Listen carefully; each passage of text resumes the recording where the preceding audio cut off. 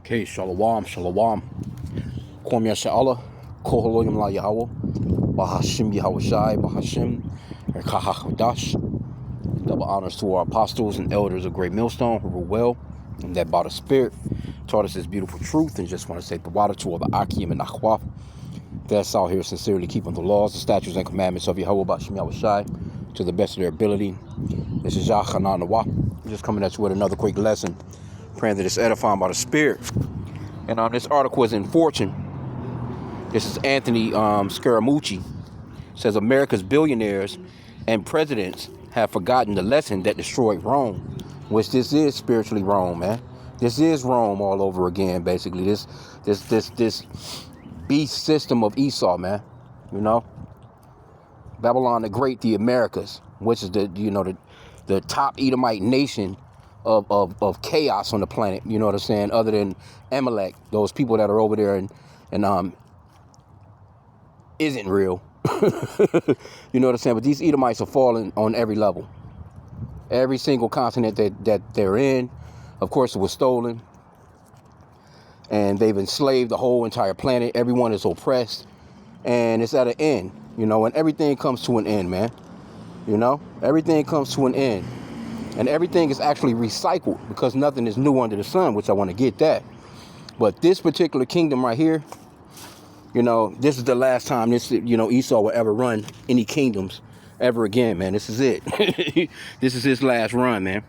And I was just watching the elder from South Carolina. He was playing these memes of these nations just doing cartoons, just going hard as hell on America and Esau in general, man. Just how stupid they're looking on the world stage, man.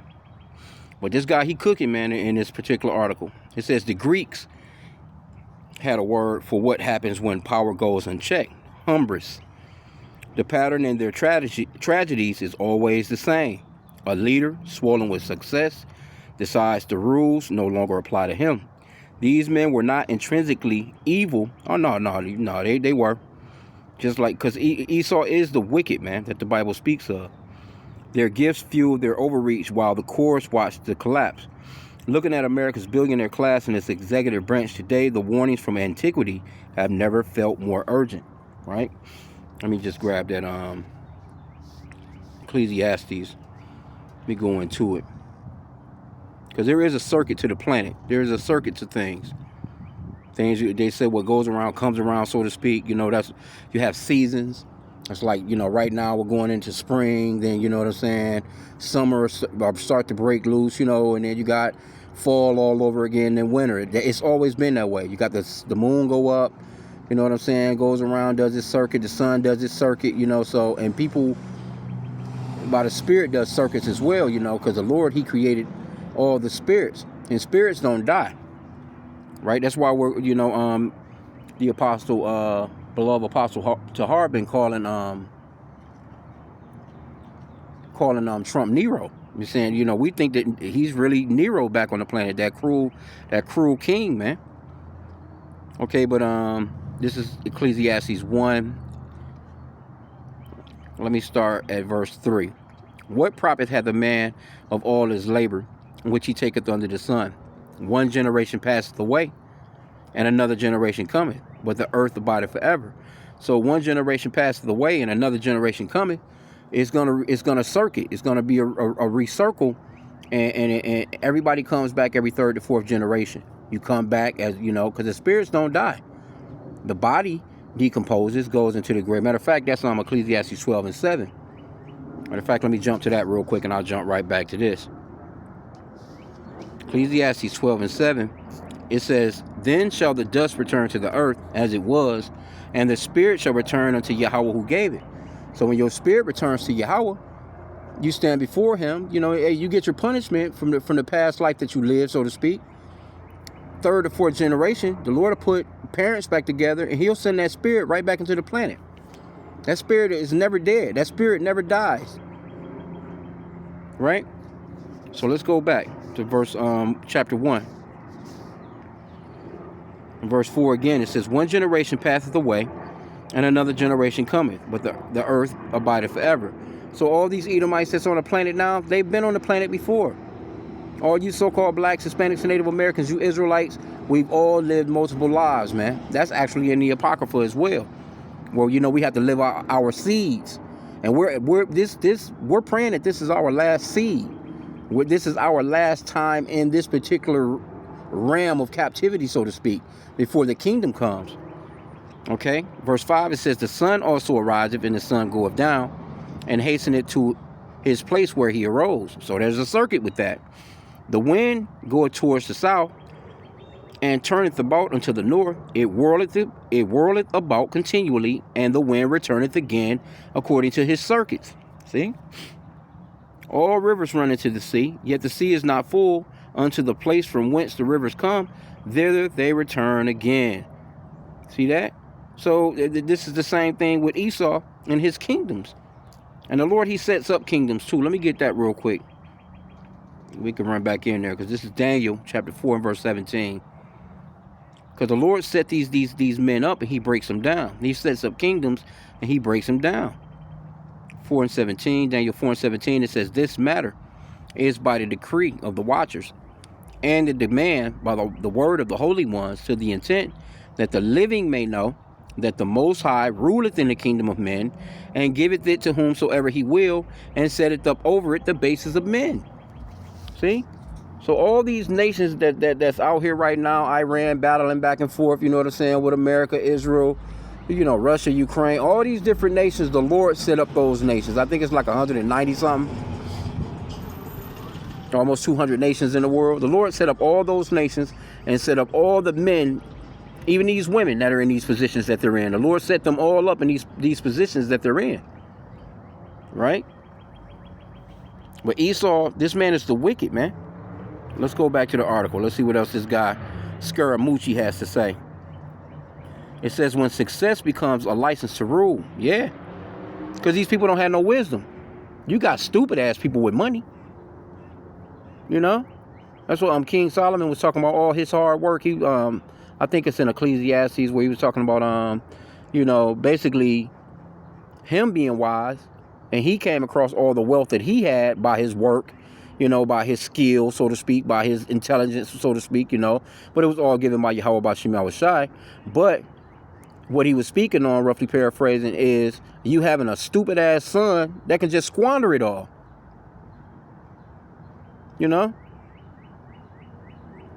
Just because you have money don't make you a smart person. There's plenty of people that inherit, you know, all the billions from their parents or whoever, and then they just stupid as hell. They don't have no working class mentality. They don't have no ethnics. They don't have no, you know, integrity. They don't have nothing. They just got the money, and whatever fool they are, they're just more of a fool. They're just a bigger fool with more money. Okay, it says, we are living through an era in which a small number of individuals have accumulated influence that rivals or exceeds that of sovereign governments. Yeah.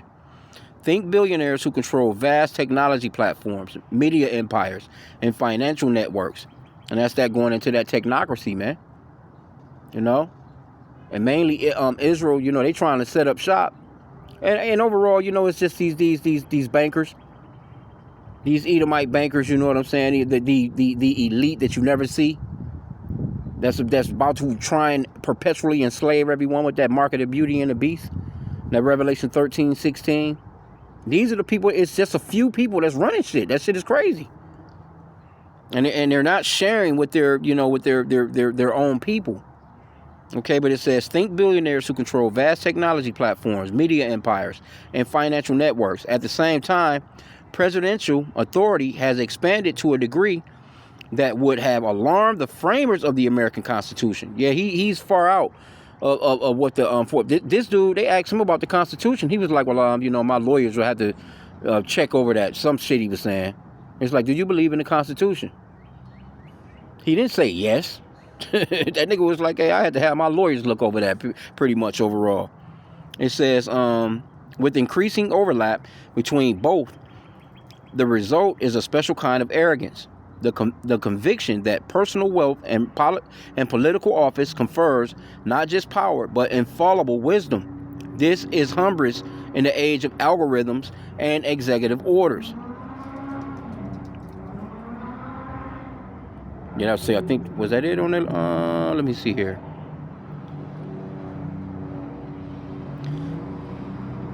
Cicero, writing in the final tumultuous decades of the Roman Republic, wrote that we are slaves to the law in order to be free. It's profound in its simplicity. Freedom does not come from the absence of constraint. It comes from our willingness to suborn a certain degree of individual will to a broader shared process. Structures like the law, the Constitution, and regulatory frameworks are not obstacles to greatness, and they are not the domain of the shadowy deep state. They are the architecture within which greatness can thrive, free from tyranny. Cicero understood this because he watched in real time as Rome's elites began to treat the Republic institution as inconveniences rather than sacred obligations. Julius Caesar did not destroy the Roman Republic with a single act of violence. He destroyed it by systematically treating its process as mere suggestions. Yeah, man. Hey, so, and we're witnessing the fall of our enemy, man. Let me get that real quick. That's all. Separation, division, all that plays a part in that, man. Let me go into this apocrypha real quick. Yeah, we're living in beautiful times, man. We're watching a kingdom, an empire actually fall right before our very eyes, man. And there's no coming back from it.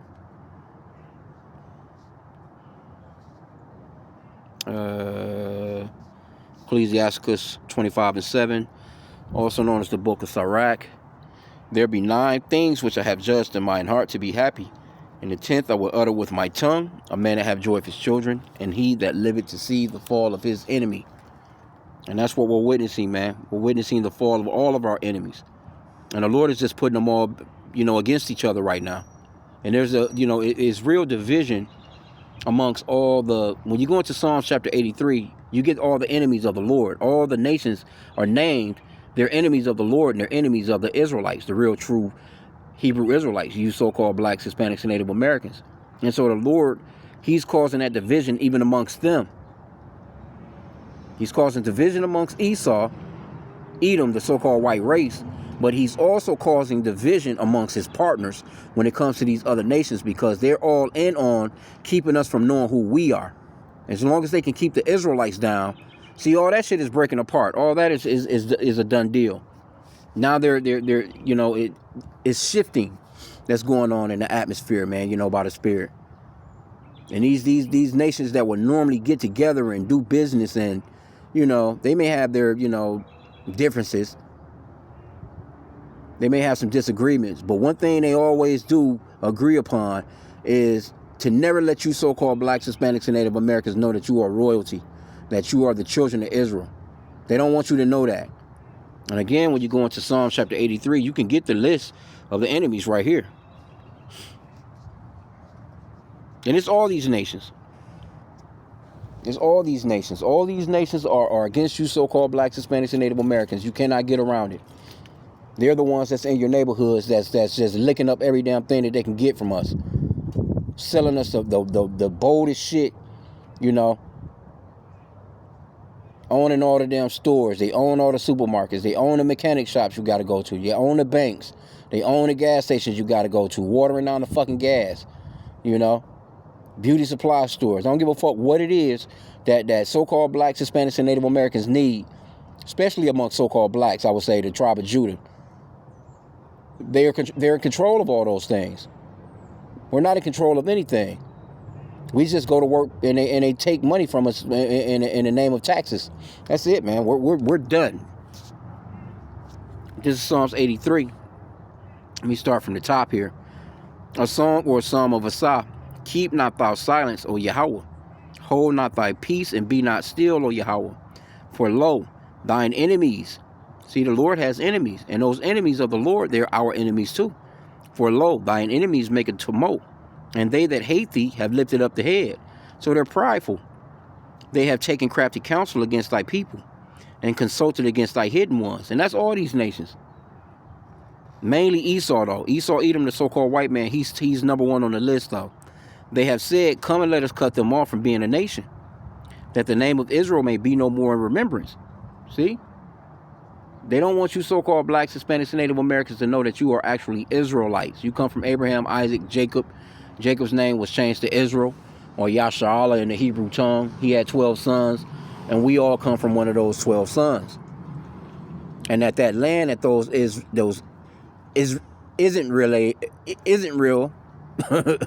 Those small tops over there that, you know, they're trying to take all that land over there and got America stuck in this Iranian bullshit, which is gonna fail. But all that land over there, that belongs to us, and we're one day going back to it, and it's gonna be soon.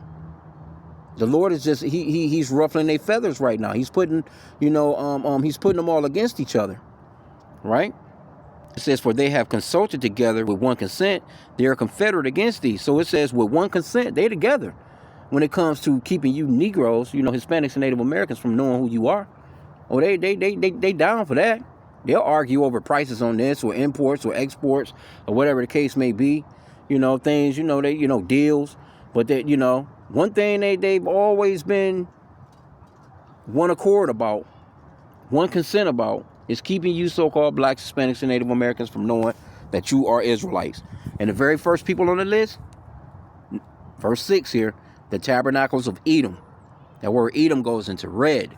And Esau, Edom, is red people. That's Esau, the so-called white man. He's not white. That's why we say so-called, because there's no such thing as white people. They're different shades of reddish colors, man. They pinkish to reddish. If you just look at them, they're not white. They don't look like a glass of milk, but that's a social construct that they've come up with to fool the world into believing that they're just this pure, lily white people, and they're not. You know, some are paler than others, but they're not white people. That's not an ethnicity. And there's no such thing as black people. That's a social construct as well. But it says the tabernacles of Edom, so-called white man, is first on the list, and the Ishmaelites. Who you think that those Iranians, those those Arabs, those Muslim, a lot of those Muslim nations, they're Ishmaelites. Moab is just so-called Chinese, and the Hagarenes, Gebal, and Ammon, and Amalek. But you got Ammon, that's the so-called Japanese, and you got these Hamites in there as well. But you got Amalek, that's the top tribe of Esau, Edom. Amalek is those people that's over there in Israel right now, claiming to be us, the identity thieves, right? But it says the Philistines with the inhabitants of Tyre. So you got Hamites in there as well, Africans, who they call Africans today, and we're not Africans. See, that's another way that they have, tried to conceal our name or conceal who we really are, because they pushed us in with other melanated people, and we're not the same people. Got you thinking that you're African. Got you thinking that you're Egyptian. You know, why they don't call you like how the fuck are you African? Where did you come from over there? There's 54 countries in the continent of Africa. And then the very people that's telling you that you're African or Egyptian, that's giving you African studies, is so-called white people. You listening to him, your fucking enemy, as to telling you who you are and where you come from. He's not going to tell you the truth, right? But that's the point on that. But let me see what else they got in this article. I find it beautiful, man. And continue on praying for the downfall of this man's kingdom, because it is actually working. See, motherfuckers just want shit to get back to normal. Let the gas go back down.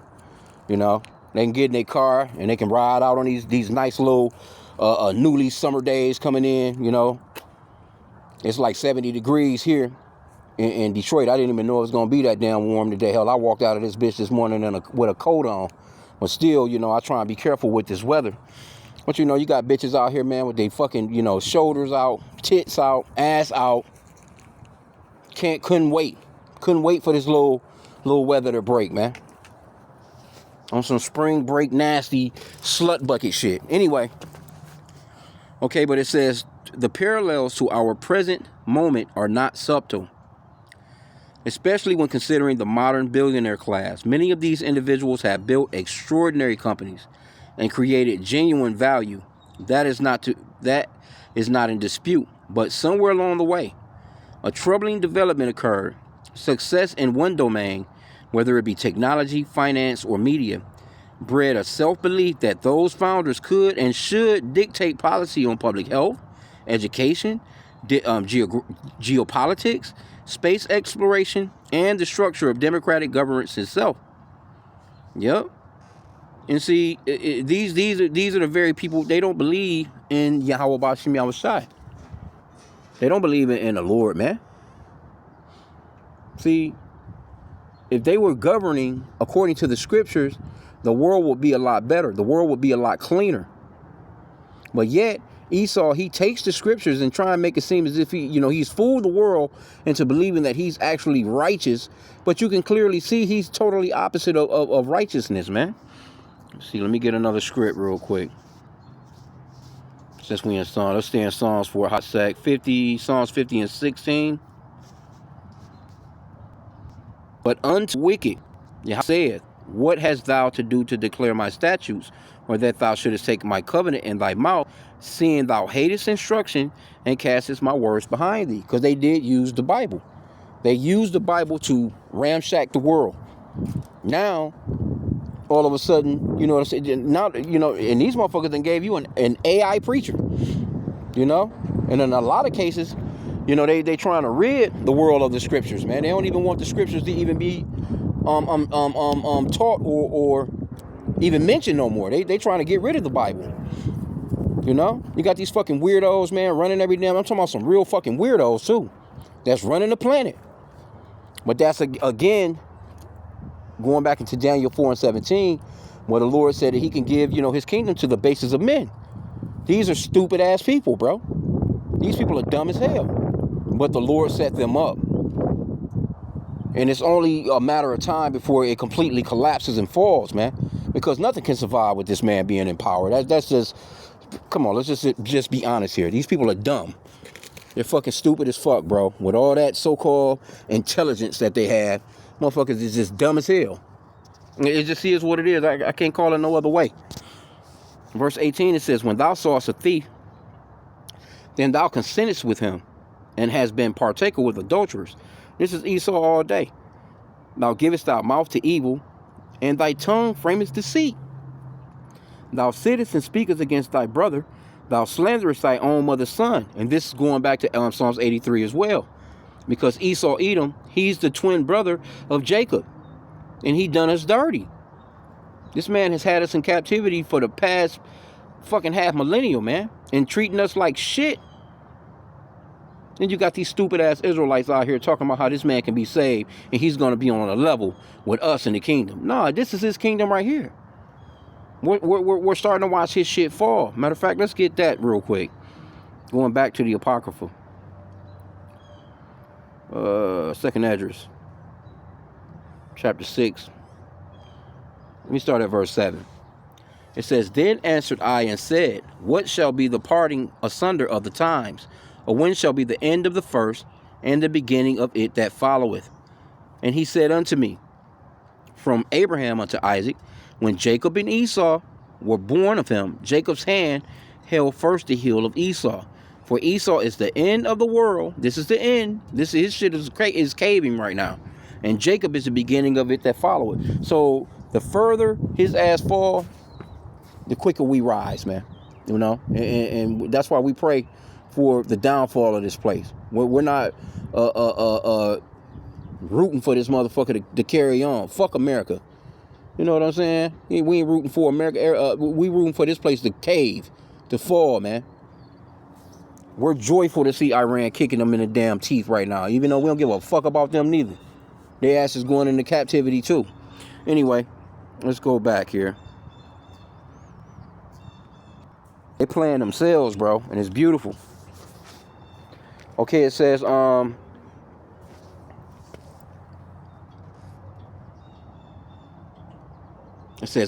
oligarchy has a track record, and it isn't good. At the same time, consolidation of the media landscape has given a handful of people tremendous leverage over the information we consume, the platforms on which we communicate, and increasingly the political candidates who govern us. When a single company controls the digital public square, or when the single individual can move markets with a social media post, or when billionaire funds When billionaires fund political campaigns with the explicit expectation of policy concessions in return, we have left the realm of entrepreneurial capitalism and entered something closer to an oligarchy. An oligarchy, as Aristotle observed 2,400 years ago, is one of the most unstable and corrosive forms of government, precisely because it replaces process with patronage and merit with proximity to power. The same arrogance has infected the political sphere. The expansion of unilateral executive action, the governance by decree rather than deliberation, has accelerated in ways that should concern every citizen regardless of party. Presidents now launch military operations without congressional authorization, restructure entire agencies by command, and treat the legislative branch as an afterthought rather than a co-equal partner in governments. Yeah, that's what Trump doing. Although the trend has been building across administrations, the current moment represents something qualitatively different. An open and unapologetic assertion that the executive need not engage to the deliberate and sometimes frustrating machinery of democratic process. The framers of the Constitution designed a system of checks and balances precisely because they knew that concentrated power, however well-intentioned at the outset, inevitably descends into something destructive. The separation of powers was not a bug in the system, it is an intentional feature. And when we abandon it in the name of speed and decisiveness and strong leadership, we are not modernizing, we are regressing to the very form of governance the Enlightenment sought to overcome. Okay, so it's still, it's quite a bit more to the article. I don't want to, take it too far, but you can see what it is. Yeah, because they going into it right here, man. This is a decent little article.